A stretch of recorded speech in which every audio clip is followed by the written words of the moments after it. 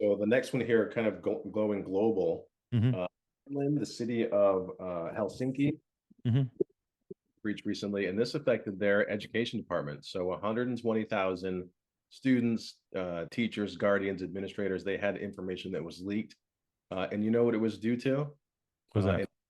Vulnerability in their, what was it? Remote server, a remote access server. So they had a vulnerability that had gone unpatched and it was exploited.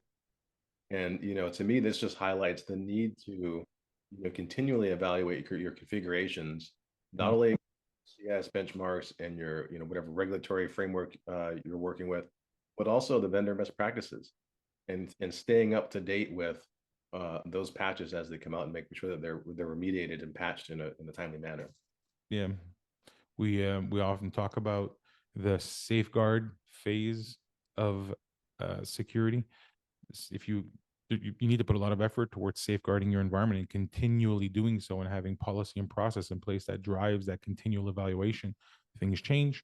You need to be able to catch them when they change, because you're not always notified, and you need to be able to evaluate them so that you can secure the environment. I know this is an international one, but if this happened in the US, right away, first thing that comes to mind is I think of FERPA. So if you are releasing information that is goes against FERPA compliance regulations, you're subject to a whole bunch of fines, right?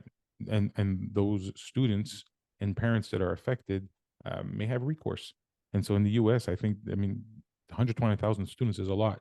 Not all of the school districts we've got in the U.S. are 120,000 students, but we've got huge districts that have in excess of 200,000 students. Even some of the medium-sized districts with 40 50,000 students, 10,000 students, it's still very impactful.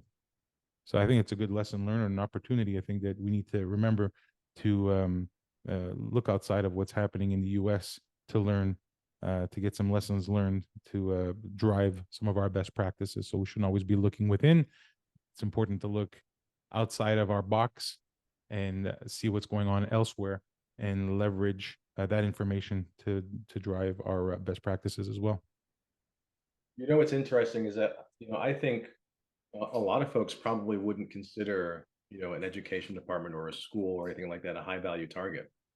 Uh, Probably not high up on their list of organizations they think are going to get breached.